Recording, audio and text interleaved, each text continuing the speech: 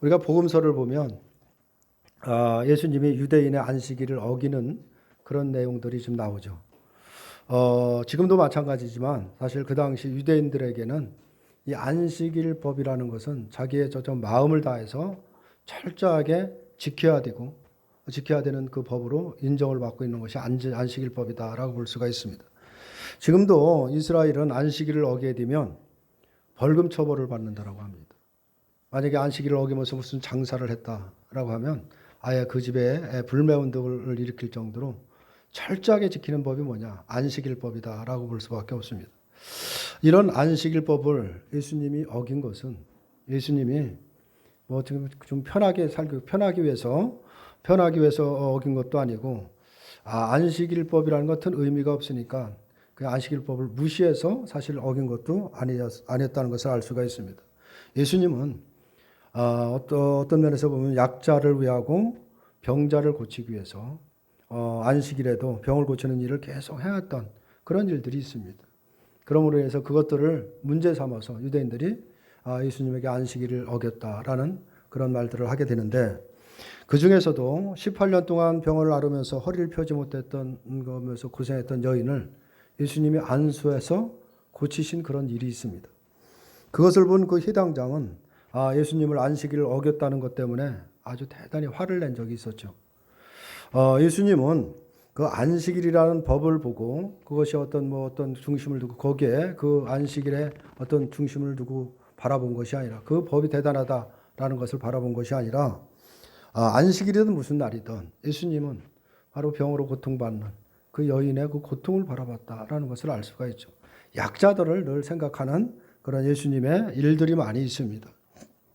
그런데 이 해당장이라는 사람은 사실 여인이 무슨 고통을 받든 약자가 어떤 고통을 받든 거기에는 관심이 없고 오직 안식일 법이라는 그 안식일을 지켜야 된다라고 하는 그 법에 모든 관심을 두고 있다라고 볼 수밖에 없습니다. 이것이 예수님과 해당장의 차이라고 볼 수가 있는데, 해당장은 법을 어떤 면에서는 따지기를 좋아하는 것이죠. 법은 법대로 지켜야 된다라고 주장하는 사람이라고 볼 수가 있습니다. 그래서 해당장의 말이라는 것은 예수님이 물론 안식일에 병을 고치고 환자들을 이렇게 고쳐주는 것은 대단히 중요한 일이지만 왜 다른 날 하지 안식일 날 병을 고치느냐라는 것입니다. 이 부분을 시비를 하는 것이죠. 다른 날 얼마든지 고칠 수 있는 병을 왜 굳이 안식일에 그 병을 고쳐야 되느냐라고 이렇게 따지는 것입니다. 이것이 어떤 면에서 논리적으로 보면 아주 합당한 이야기다라고 볼 수밖에 없는 것이죠. 이 안식일법이 엄하기는 했지만 만약에 안식일에 죽어가는 사람이 있을 때 어떤 조치를 취하지 않으면 죽어야 되는 어떤 그런 상황이 된다고 한다면 그 사람을 돌보도록 되어 있습니다. 그것이 안식일법이죠. 그런데 만약에 그 사람이 죽는다. 그러면 그 시체를 안식일에는 손을 대지 못하도록 한 것이 어떤 안식일법이다. 일부 허용하는 것도 있다라고 볼 수가 있는 것인데, 해당자의 말은 뭐냐면 그 여인이 지금 당장 죽어가는 여인이 아니지 않느냐라는 것이죠. 오늘 고치지 않는다 해서 당장 죽을 여인이 아닌데 왜 안식일에 병을 고치느냐라는 것을 말하고 있습니다. 18년 동안이나 허리를 굽혀서 허리를 펴지 못하고 살았다고 한다면 하루 더 있다가 고쳐도 될 일을 굳이 안식일을 어겨서까지 그렇게 고쳐야 되느냐라면서 예수님에게 따졌던 그런 내용인데, 우리가 생각해도 당연히 어떻게 보면 그 말이 타당성이 있어 보이는 것입니다. 일부러 안식일법을 어기려고 하는 것이 아니라고 한다면 하루 있다 고쳐줘도 될 일을 왜 그렇게 고치셔서 이런 말을 들을까라는 그런 생각도 가질 수가 있는 것이죠. 그런데 그런 모습을 보면서 예수님은 대단히 책망하는 모습을 볼 수가 있습니다. 예수님이 하신 말씀은 뭐냐면 너희들도 안식일 날에 말과 나귀를 끌고 가서 물을 먹이지 않느냐라는 것을 말씀을 합니다. 유대인 안식법을 보면 소나 나귀도 짐을 실지 않는다고 하면 얼마든지 끌고 나갈 수 있다라고 이렇게 되어 있습니다.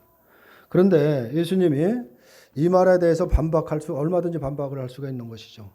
예수님이 그런 말씀을 하실 때 소나 나귀는 오늘 물을 먹이지 않으면 당장 죽지 않습니까? 라고 이렇게 반박할 수 있는 여지는 충분히 있는 것입니다.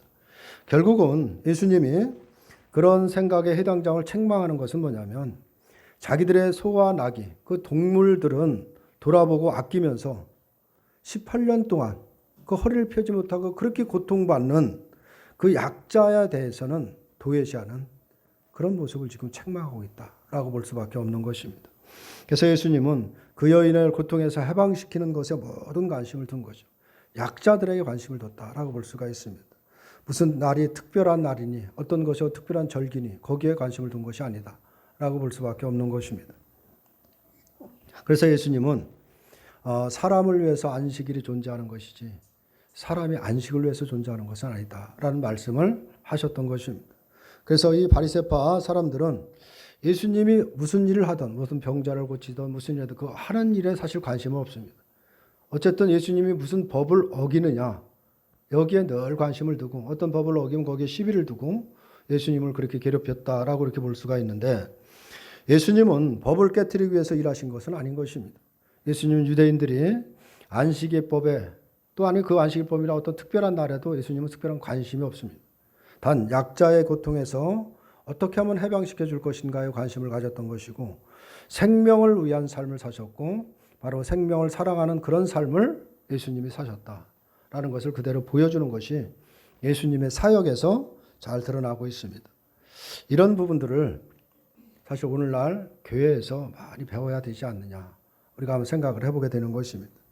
오늘도 지금 이 시대를 살아가는 우리들 또 이 교회에도 사실 교회에서 어떤 특별한 법 때문에 어떤 것들을 만들어 놓은 어떤 법 때문에 이 신앙생활을 무거운 짐을 지고서는 마지못해 하는 어떤 그런 일들이 사실 많다라고 볼 수가 있습니다. 교회가 커지면 커질수록 많은 일들을 하게 되고 또 일을 하다 보면 어떤 것을 규칙을 정해놓고 때로는 어떤 것을 또 맹세도 하고 이러면서 그걸 지켜야 된다라고 하면서 강요하는 그런 일들이 많이 있죠. 때로는 그것이 짐이 돼서 신앙생활을 힘들게 한다라고 볼 수도 있는 것입니다. 그런데 오늘 본문이 그런 모든 것들이 잘못된 것이다라는 것을 오늘 본문을 통해서 깨닫게 하시는 말씀인데 오늘 본문을 보면 우리가 이 땅에 살아가면서 신앙생활을 다 하는 과정 속에서 우리가 무엇 때문에 무엇을 바라보고 신앙생활을 해야 되고 진정한 참된 신앙의 모습이 무엇이어야 되느냐 이 부분을 말하는 것이 오늘 본문의 내용이다라고 볼 수가 있습니다. 우리가 지난 시간에는 사울의 이 종교성에 대해서 우리가 함께 나눴는데 종교와 믿음에 대해서 혼동하지 말아야 된다라는 것을 말씀을 드렸습니다. 우리가 지금 살펴보고 있는 사울과 요나단의 이 이야기는 종교심과 이 믿음이 서로 대립관계를 이루고 있다라는 것을 잘 드러내고 있다라는 것을 알 수가 있습니다. 무엇이 믿음이고 무엇이 믿음이 아닌가를 이 사울과 요나단을 통해서 그대로 드러내고 있는 것입니다. 그러므로 우리는 이 이야기를 통해서 우리가 바른 믿음 생활을 하고 있는지 그 믿음의 길을 걸어가고 있는지 반드시 점검해 볼 필요가 있는 것입니다. 이런 점에서 오늘 본문의 내용은 또 다른 면에서 믿음과 믿음이 아닌 것이 무엇인가를 지금 구별하고 있다라고 우리가 먼저 이해를 하고 오늘 본문의 내용을 보시면 됩니다. 오늘 본문의 내용을 보면 24절을 먼저 보면 이렇게 24절에서 이렇게 말씀을 하고 있습니다.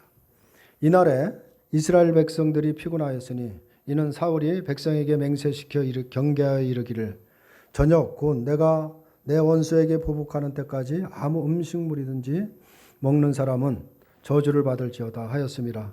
그러므로 모든 백성이 음식물을 맛보지 못하고 라고 24절에서 말씀을 하고 있습니다.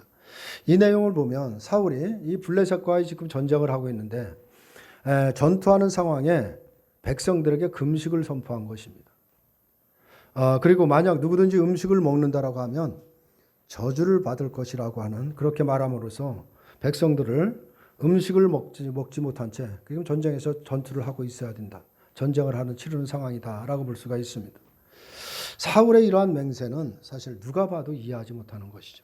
도대체 지금 이런 상황이 어떤 상황인데 지금 이런 일을 하고 있나 싶을 정도로 지금 엉뚱한 일을 하고 있다라고 볼 수밖에 없는 것입니다. 싸워야 되는 이 상황에 지금 백성들을 지금 아무것도 먹지 못하게 하고 있다라는 것이죠. 지금 전쟁을 하려면 배불리 먹어야 되고 또 편히 쉬어서 재충전을 해서 힘을 내서 전쟁을 해야 되는데 지금 아무것도 먹지 못하도록 금식 명령을 지금 내리고 있는 것입니다. 그래서 어쨌든 많이 먹어서 힘을 내야 잘 싸울 수 있는 것인데 사울은 오히려 금식을 선포하는 이런 모습을 보면 도저히 상식적으로는 납득이 안 되는 그런 내용이다라고 볼 수밖에 없습니다. 금식을 사실 사울이 만든 것은 아니죠. 이 금식은 성경을 보면 많이 등장을 합니다. 대부분이 이제 금식이라는 것은 대부분이 회개를 할 때 주로 이제 금식을 하면서 회개를 하는 경우가 많이 있고 자신의 죄에 대해 통회하고 자복하고 이럴 때 회개를 할 때 금식하는 내용이 성경에 자주 나옵니다. 또 국가적으로 회개를 할 때도 국가적으로 금식을 선포하는 내용도 사실 많이 있고 또 개인적으로 금식하면서 회개할 때도 있다라고 볼 수가 있습니다. 금식이라는 것은 사실 먹는 것을 금하는 것을 말하고 있죠. 먹는 것을 중지한다는 것은 무엇을 의미하느냐면 죽음을 의미하고 있는 것입니다. 그래서 금식하며 회개한다라는 것은 나는 죽은 죄인에 불과합니다라는 의미를 사실 담고 있다라고 볼 수가 있습니다. 또 금식할 때도 또 우리가 금식하며 기도할 때도 사실 왜 우리가 기도하면서 금식 기도를 하느냐? 그건 다른 이유가 있는 것이 아닙니다. 죽어야 될 죄인이죠. 나는 반드시 죽어야 마땅한 존재라는 것을 깨달을 수밖에 없고 그러면서 나에게 소망이 되고 힘이 되시는 분은 오직 하나님뿐입니다. 라는 그런 심정으로 자신을 낮추는 것을 말하고 있는 것이 그것이 금식 기도인 것입니다. 다시 말해서 자신을 죽이는 것입니다. 그것이 성경에서 말하는 금식 기도다라고 볼 수가 있죠. 그런 심정으로 주님 앞에 구하는 것인데 그래서 금식을 한다라는 것은 하나님 앞에서 한없이 낮아지는 것입니다. 자신을 낮춰주고 자신을 내려놓고 그래서 나는 죽을 죄인입니다. 나는 연약한 자이고 하나님만이 나에게 힘이고 소망입니다. 라는 이런 고백이 담겨 있는 것이 금식이다라고 볼 수가 있는데 지금 이스라엘의 지금 상황을 보면 전혀 그런 상황이 아닙니다. 지금 전쟁을 하고 있는 상황이다 라고 볼 수가 있는 것이죠. 다시 말해서 이스라엘은 지금 금식할 때가 아니다 라고 볼 수가 있는 것이죠. 그런데 사울은 지금 금식을 선포했다라는 것입니다. 사울이 무엇 때문에 금식을 선포했는지 그 이유에 대해서는 성경에서 자세히 나와 있지는 않습니다. 그러나 우리가 짐작해 보면 사울이라는 사람이 어떤 사람이냐? 제사를 이용해서 하나님의 은혜를 받으려고 했고 또 제사장에게 하나님의 궤를 가져오라고 해서 하나님의 도움을 구하려고 했다라는 이런 것들을 보면 금식 역시도 자신의 신앙을 나타내기 위한 것이다 라고 우리가 짐작해 볼 수가 있는 것입니다. 사울은 블레셋이 혼란한 것을 보면서 저 정도면 우리가 이길 수 있다라는 판단을 하게 되죠. 그래서 굳이 하나님의 도움을 구할 필요가 없다는 판단을 하고 제사장에게 손을 거두라라고 이렇게 명령을 했던 것입니다. 그리고 블레셋과 싸우기 전에 백성들에게 금식을 선포함으로써 승리가 자신의 신앙의 문제 때문이다라는 것을 보이려는 그런 의도가 충분히 있었다라고 볼 수가 있는 것입니다.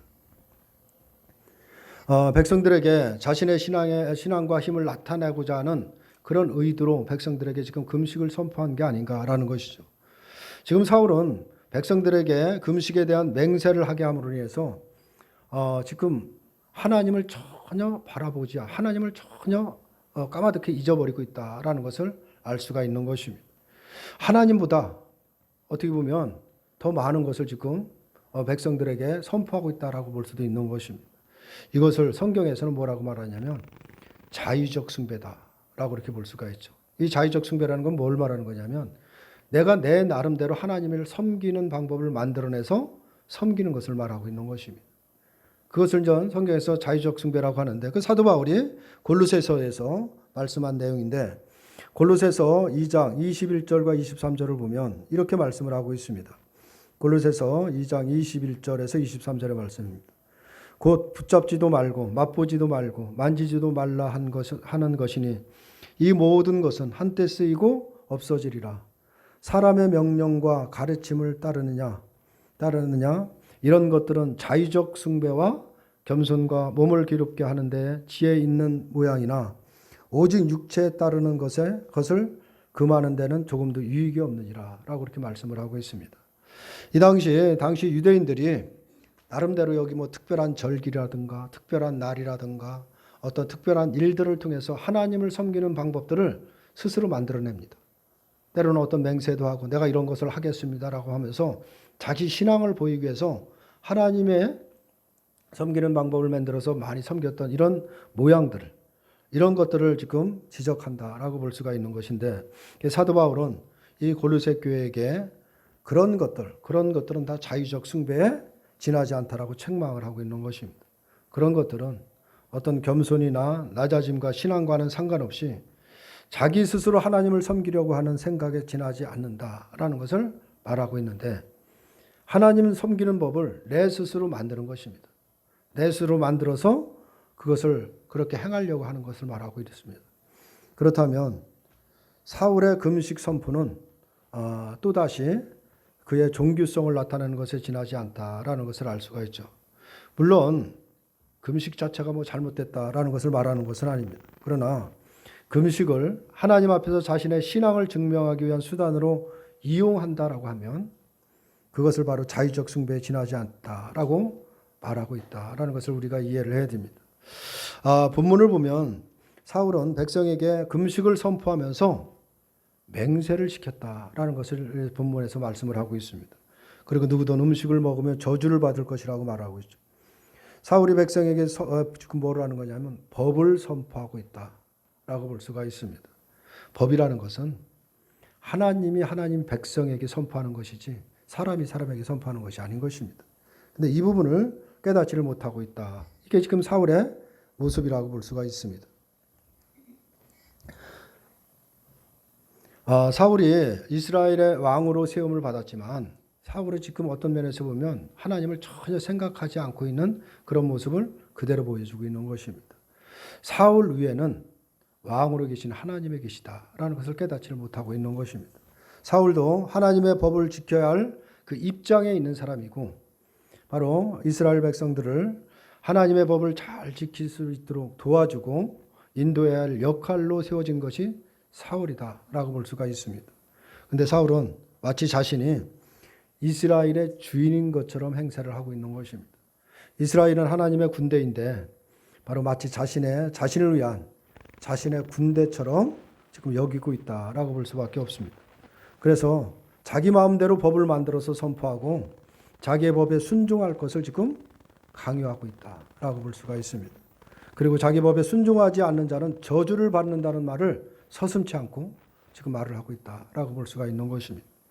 저주라는 것은 사울의 법을 어겼을 때 순종하지 않았을 때 임하는 것이 아니라 바로 하나님이 아닌 다른 신들을 섬겼을 때 하나님이 내리는 저주인 것입니다.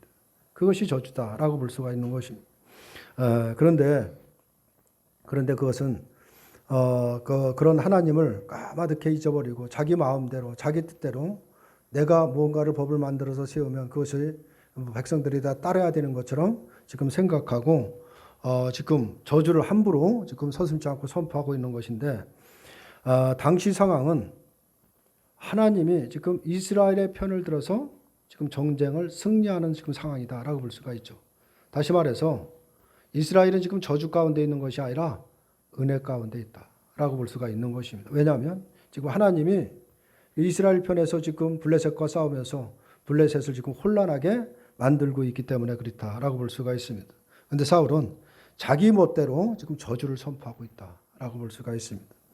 저주라는 것은 하나님의 권한에 속한 것입니다. 저주를 받을 자, 복을 받을 자는 오직 하나님의 관계에서만 가려진다라고 볼 수가 있습니다. 사람이 사람의 명령을 받지 않는다라고 해서 저주받는 것은 존재하지 않습니다. 이 부분을 우리가 반드시 깨달아야 됩니다. 이것을 보면 사울은 이스라엘을 마치 자기 마음대로 할 수 있는 자기 소유인 것처럼 생각하고 있다라는 것을 그대로 보여주고 있는 것입니다. 이러한 사울의 모습을 한번 우리가 바라보면서 지금 현대 교회를 보면 이 사울의 모습이 이 현대 교회에서도 많이 드러나고 있다라는 것을 우리가 깨달을 수밖에 없는 것입니다. 특별히 물론 일부가 그러겠지만 현대 지금 이 교회 목사들이 마치 사울처럼 행하는 경우가 많이 있습니다. 교회가 자기 목사가 교회 주인인 것처럼 행사를 하고 목사의 말이 곧 하나님의 말인 것처럼 막 선포를 하고 법을 만들어서 선포하는 이런 정말 있어서는 안 될 그런 일들이 사실 교회에서도 많이 행해지고 있는 것입니다. 교회의 주인은 머리 되시는 바로 예수 그리스도 한 분밖에 없는 것입니다. 사람이 교회의 머리가 될 수가 없고 주인이 될 수 없는 것입니다. 교회는 예수님의 피로 인해서 세워진 그리스도의 몸이 교회인 것입니다. 십자가에서 흘리신 그 피의 그 은혜, 또 십자가에서 피를 흘리신 홀로 피를 흘리신 그분만이 오직 교회의 머리가 되실 자격이 있는 것이지 어떤 누구도 사람도 교회의 머리가 될 수는 없다라는 것입니다. 목사는 교회가 그리스도의 은혜를 깨닫고 그분만을 의지하고 살아갈 수 있도록 말씀을 가르치고 선포하는 역할로 세워진 것뿐인 것입니다. 그런데 너무나 월권을 하고 있다라는 것을 우리가 종종 깨닫게 되는데, 목사 역시도 교회의 지체로서 함께 그리스도를 배워가며 자라가야 할 위치에 있는 것뿐인 것입니다. 그런데 교회에서 목사의 위치는 대다수가 그렇지 못하다는 것이 문제가 되는 것입니다. 거의 일반 성도는 넘볼 수 없고 함부로 반박할 수 없는 위치에 있다라고 봐야 된다라고 볼 수가 있습니다. 이것은 교회가 커지면 커질수록 이런 것들이 점점 더 드러나는 것인데 이것이 얼마나 잘못된 것인가를 우리가 깨달아야 되는 것입니다. 이러한 것들은 사울이 바로 금식을 선포하고 음식을 먹으면 저주를 받는다라고 엄포해 놓는 것과 다르지 않다는 것을 우리가 깨달아야 됩니다. 성도는 그리스도 은혜 안에 있는 하나님의 사람이라는 것을 말하고 있는 것입니다. 그리스도의 피 흘리신 은혜 안에 있다는 것은 모든 저주로부터 해방받은 존재라는 사실을 말하고 있는 것입니다. 이 땅에서 성도를 어떤 일로 인해서 무슨 일로 해서 저주로 몰아갈 것은 없다는 것을 우리가 반드시 깨달아야 되는 것입니다. 우리들은 예수 그리스도의 피 흘리심의 은혜를 입고 있고 그 피가 나를 구원하였다는 것을 우리가 반드시 믿고 있다라고 한다면 우리는 저주가 아니라 영원한 생명 아래 있다는 사실을 믿으시길 바랍니다. 우리들은 예수로 인해서 영원한 생명을 얻은 예수의 몸인 것입니다. 이 부분을 우리가 놓쳐서는 안 되는 것입니다. 그래서 세상 무엇도 우리를 저주로 끌어가지는 못하는 것입니다. 왜냐하면 하나님의 사랑이 우리를 붙들고 있기 때문에 그런 것입니다. 이 부분을 우리가 분명히 해야 이 땅에 우리가 살아가면서 신앙생활할 때 흔들리지 않는 것입니다. 사람으로 인해서 세상에 있는 무엇으로 인해서 우리가 어떤 것도 좌지우지 되지 않고 우리가 저주 안으로 끌려가지 않는다는 사실을 우리가 분명히 해야 되는 것입니다. 세상에 어떤 것으로도 흔들려서는 안 된다. 이 부분을 우리가 분명히 해야 된다라는 것입니다. 오늘 본문에 사울의 문제뿐만 아니라 사울은 뭐 둘째 쳐놓고 이 백성들에도 사실 문제가 있다라는 것을 그대로 보여주고 있는데 오늘 본문 25절에서 26절을 보면 그들이 다 수풀에 들어간 즉 땅에 꿀이 있더라. 백성이 수풀로 들어갈 때에 꿀이 흐르는 것을 보고도 그들이 맹세를 두려워하여 손을 그 입에 대는 자가 없었으니 라고 이렇게 말씀을 하고 있습니다. 사울이 명령대로 금식에 대해 맹세한 이스라엘 백성들은 제가 배가 고픈 상태에서 지금 전쟁을 하고 있는 것입니다. 밥을 먹지 못했으니까 음식물을 먹지 못했으니까 당연히 배가 고플 수밖에 없죠. 그러다가 이제 수풀에 들어가게 됐는데 거기에 꿀이 있는 것입니다. 배고픈 상태에서 그 꿀이 흐르는 것을 봤으니 얼마나 먹고 싶겠느냐라는 것이죠. 그런데 그것을 누구도 입에 대지 못하고 있다라는 것을 말씀을 하고 있죠. 왜냐하면 금식하겠다는 맹세를 했기 때문이다라고 성경은 말을 하고 있습니다. 그래서 그들은 맹세를 깨면 저주가 임할까 두려워서 꿀을 먹지 못한다라는 것을 말씀을 하고 있는데 결국은 이들 중에 이들도 결국 하나님이 승리하시는 것을 보지 못하고 여전히 자신의 맹세에 붙들려 있다라는 것을 그대로 보여주고 있는 것입니다. 하나님이 자신들에게 베푸시는 승리를 보는 것이 아니라 자신들이 한 그냥 맹세에 붙들려서 먹으면 안 된다. 내가 하나님 앞에 맹세했으니까 해서는 안 된다라는 그 생각 때문에 그 꿀이 앞에서 흐르고 있는데도 손을 대지 못하고 있는 그런 형편이다라고 볼 수가 있습니다. 우리들도 우리가 신앙생활을 하다 보면 여러 가지 많은 맹세들을 하죠. 수많은 맹세들도 하고 다짐들도 하고 합니다. 아까 앞전에서 얘기했지만 내 나름대로 어떤 것을 만들어서 하나님을 신앙하려고 하는 그런 것들을 많이 만들어내는 것이 우리들의 모습이다라고 볼 수가 있습니다. 여러분, 하나님, 내가 하루에 1시간 이상은 꼭 기도하겠습니다. 또 내가 어떻게 주님을 섬기겠습니다. 몸된 교회를 내가 또 어떻게 섬기겠습니다. 그러면서 막 다짐도 하고 맹세도 하고 이런 것들을 우리가 사실 많이 합니다. 그러나 우리가 무슨 맹세를 하든 하나님 앞에 무슨 맹세를 하든 그 맹세는 하나님과는 아무런 상관이 없는 것입니다. 이 부분을 깨달아야 됩니다. 하나님이 시킨 것도 아니고 내 스스로 내가 해보겠다고 내 스스로 한 것뿐이지 하나님과는 아무런 관계가 없다는 것을 우리가 생각해야 되는 것입니다. 그래서 그런데 사람들은 자신이 그렇게 맹세를 해놓고 혹시나 또 지키지 못하면 하나님이 나에게 저주가 내리지 않을까 늘 걱정하면서 염려하면서 그렇게 살아가는 모습이 있다라는 것을 우리가 생각할 때 이것이 얼마나 어리석은 생각인가를 우리가 깨달아야 되는 것입니다. 예수님이 말씀하셨죠. 그래서 도무지 맹세하지 말라고 말씀하셨습니다. 왜 예수님이 맹세하지 말라고 했는지를 우리가 생각을 해봐야 되는 것입니다. 우리가 하나님 앞에서 맹세를 한다는 자체가 말이 안 되는 것입니다. 우리가 하는 맹세가 바로 우리가 보기에는 대단한 신앙인 것처럼 보이지만 그것이 신앙이 아닌 것입니다. 오히려 그것은 하나님이 어떤 분이신가를 모르는 무지에 불과하다. 이 부분을 생각해야 되는 것입니다. 예수님께서 왜 맹세하지 말라고 했느냐면 우리의 삶이라는 것은 내 생각과 내 뜻대로 되어지는 것이 아닌 것입니다. 이것을 생각해야 되는 것입니다. 하나님께서 하시고자 하는 대로 흘러가는 것이 우리의 인생이고 우리의 삶인 것입니다. 그런데 그런 것이 우리의 삶인데 감히 앞에 일을 두고 내가 어떻게 하겠습니다 라고 할 수 있느냐라는 것입니다. 하나님이 나에게 어떤 환경을 주실지를 알고 그런 맹세를 함부로 하느냐라는 것을 말하고 있는 것입니다. 그래서 하나님 앞에서는 무슨 맹세든 하지 말라는 것입니다. 필요한 것은 우리에게 맹세가 필요한 것이 아니라 필요한 것은 날마다 하나님만을 바라보며 섬기게 해달라고 기도하는 것이 전부인 것입니다. 그리고 하나님이 우리에게 주시는 하루하루의 삶 속에서 하나님을 믿고 살아가면 되는 것입니다. 그 이하 이상도 없는 것입니다. 그 하나님을 하루하루 주어진 시간에서 하나님의 뜻을 바라보면서 하나님이 내게 무엇을 이룰 것인가를 기대하면서 되어지는 일에 우리가 감사하며 살아가면 그것이 성도의 삶인 것입니다. 우리가 무엇을 하고 만들어서 해서 되어지는 일은 아무것도 없다는 사실을 우리가 기억해야 됩니다. 성도는 그리스도의 은혜 안에서 자신의 실수와 허물을 생각해야 됩니다. 주님의 은혜 안에 있다는 이 사실을 놓쳐서는 안 되는 것입니다. 우리가 은혜 안에서 우리의 허물과 실수를 바라보게 되면 내가 잘못한 것 때문에 벌을 받을까라는 이 두려운 것보다는 그리스도의 은혜를 망각했다는 것에 대해서 내가 왜 그 은혜를 깨닫지 못하고 살았는가라는 것에 대해서 한탄이 나올 뿐이다. 이것을 우리가 생각해야 됩니다. 그래서 참 성도다운 모습이라는 것은 사울의 금식 선포에 매이지 않는 요나단의 모습에서 찾아볼 수가 있는 것입니다. 오늘 요나단의 모습을 한번 보면 27절에서 이렇게 말씀을 하고 있습니다. 요나단은 그의 아버지가 백성에게 맹세하여 명령할 때 듣지 못하였으므로 손에 가진 지팡이의 끝을 내밀어 벌집에 꿀을 찍고 그의 손을 들어 입에 대매 눈이 밝아졌더라 라고 말씀을 하고 있습니다.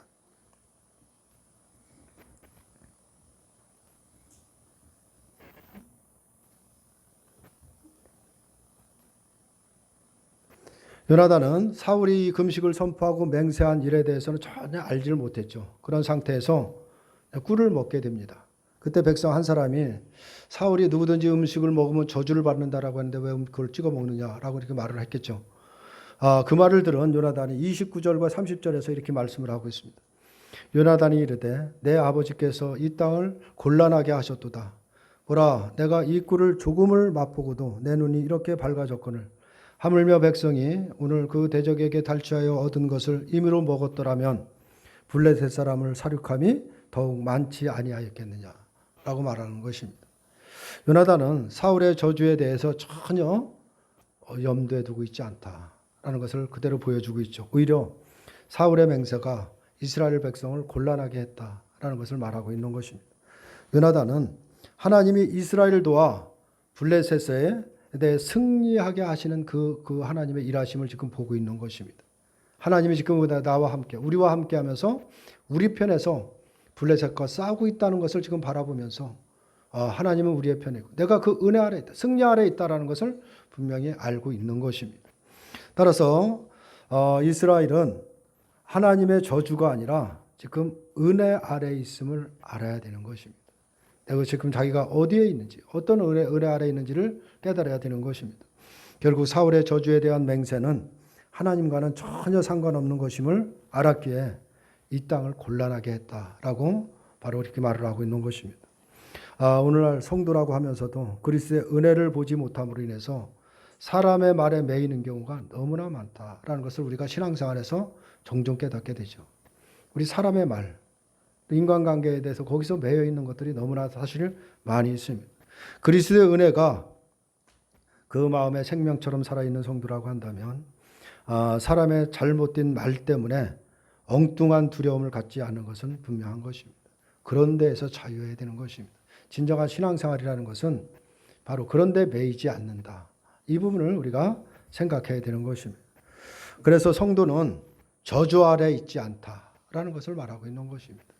어떤 실수와 허물도 이 성도를 바로 저주 안에 몰고 갈 수 없다는 이 사실을 우리가 분명히 믿고 살아가야 되는 것입니다. 그렇다고 해서 허물과 실수를 마음대로 하고 살아도 되는가 이렇게 생각할지는 모르지만 하나님은 그렇게 살아가는 것을 그냥 두고 보시지는 않습니다. 하나님은 바로 우리에게 징계를 해서라도 바른 길을 가게 하도록 하시는 분이 하나님인 것입니다. 그것은 징계이지 저주가 아닌 것입니다.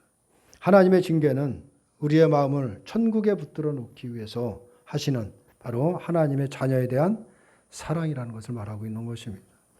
성도는 이미 복 안에 있는 존재라는 사실을 우리가 놓쳐서는 안 되는 것입니다. 복과 저주의 사이에 있다. 우리의 행위에 의해서 복과 저주로 갈라지는 것이 아닌 것입니다.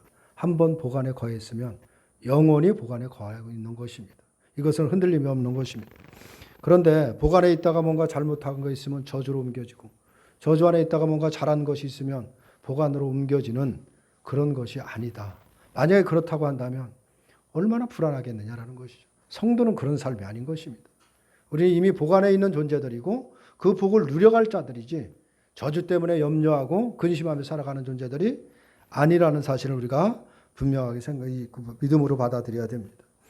그리스도의 피 흘리심을 이걸 믿어야 되는 것입니다. 왜 예수님이 십자가에서 피를 흘리셨는지 이 부분을 우리가 분명히 믿음으로 받아들여야 되는 것입니다. 그리스도의 피가 바로 우리들을 저주에서 해방시키시고 영원한 복 안에 거하게 도록 하셨다는 것을 우리가 믿어야 되는 것입니다. 그리스도의 피가 우리를 보호하고 있는 이상, 우리와 함께하고 있는 이상 우리들을 저주에 밀어넣을 수 있는 것은 세상에 아무것도 없다는 사실을 반드시 믿으시기를 바랍니다. 이것은 사탄도 어찌할 수 없는 것입니다. 이것이 바로 주님의 은혜의 능력이라는 것을 말씀을 하고 있는 것입니다. 이러한 성도의 은혜를 인간이 만든 쓸데없는 그런 법이나 맹세 이런 것 때문에 잃어버리는 것이 아니고 예수님의 은혜 안에서 자유를 누려가며 살아가는 그런 성도가 참된 성도라는 사실을 믿으시기를 바랍니다. 그런 삶을 사시기를 바랍니다. 어떤 환경에 매이는 것이 아니라 그 모든 것에서 자유할 수 있는 그런 은혜가 있어야 되는 것입니다. 무슨 법 때문에 또 무슨 일 때문에 무슨 날 때문에 매이는 것이 아닌 것입니다. 우리가 무엇을 해도 무슨 법 때문에 하는 것도 아니고 누가 시켜서 하는 것도 아니고 우리가 하는 모든 것들은 정말 내가 원해서 내가 기뻐서 내가 감사해서 하는 것이 되어야 되는 것입니다. 이것이 바로 참된 성도의 행복이고 그것이 자유이고 그것이 천국이다라는 것을 성경은 말하고 있는 것입니다. 만약 이것을 누리지 못한다면 우리는 헛된 신앙을 하고 있다라는 사실을 깨달아야 되는 것입니다. 참된 은혜 안에 있는 자유함을 마음껏 누려가며 살아가시는 저와 여러분들이 되시기를 주님의 이름으로 축원합니다.